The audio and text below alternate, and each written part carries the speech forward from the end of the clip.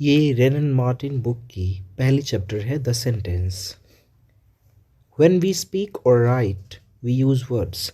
जब कभी भी हम बोलते या लिखते हैं हम वर्ड्स को यूज़ करते हैं। We generally use these words in groups as. हम हमेशा इस सिचुएशन में, खास करके जब सेंटेंसेस हमें बोलने होते हैं, तो हम वर्ड्स को ग्रुप्स में यूज़ करते हैं। For example, little Jack Horner sat in a corner.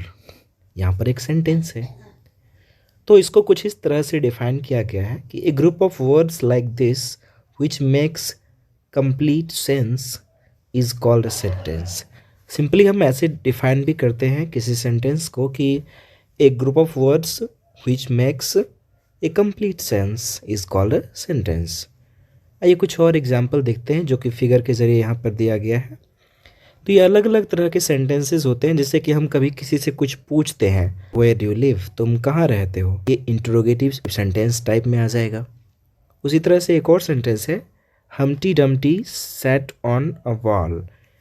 Humpty Dumpty एक दीवार पर बैठा। अब बात कर लेते हैं काइंड ऑफ सेंटेंसेस की जिसका जिक्र किया गया है यहाँ पर।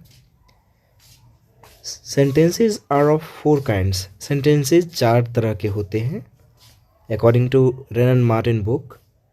दोज विच मेक स्टेटमेंट्स और assertions।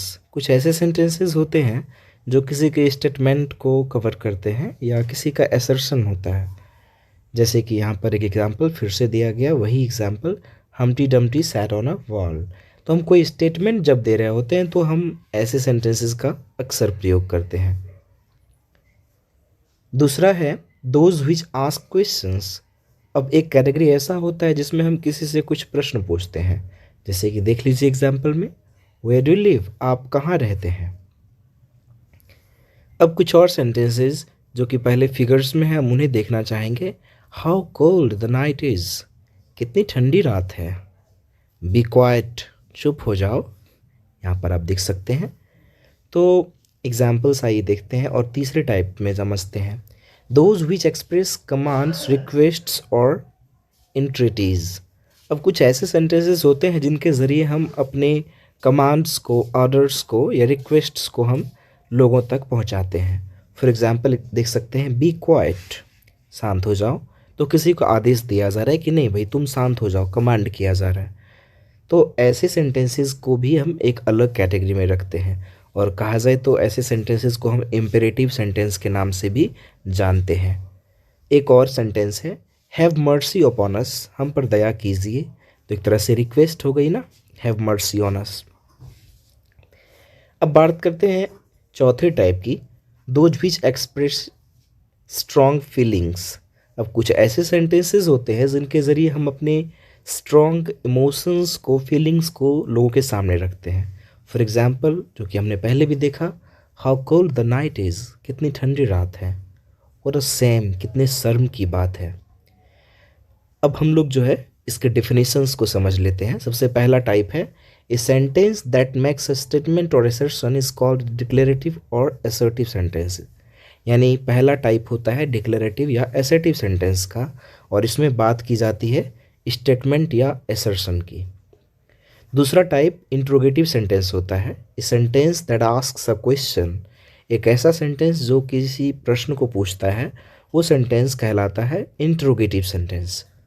तीसरा imperative sentence, a sentence that expresses a command और एन इंट्रिटी, जो किसी कमांड को दिखाता है या किसी रिक्वेस्ट को दिखाता है, तो हम ऐसे सिचुएशन में इसको इम्पेरेटिव सेंटेंस कहते हैं। और एक लास्ट जो कि टाइप था, a sentence that expresses strong feeling is called an exclamatory sentence. यानी एक ऐसा सेंटेंस जो कि स्ट्रॉन्ग फीलिंग को दिखाता है, इमोशन को दिखाता है, उसे हम कहते हैं exclamatory sentence. I hope this was helpful for you. I'm going to bring the entire book's chapter wise explanation in Hindi.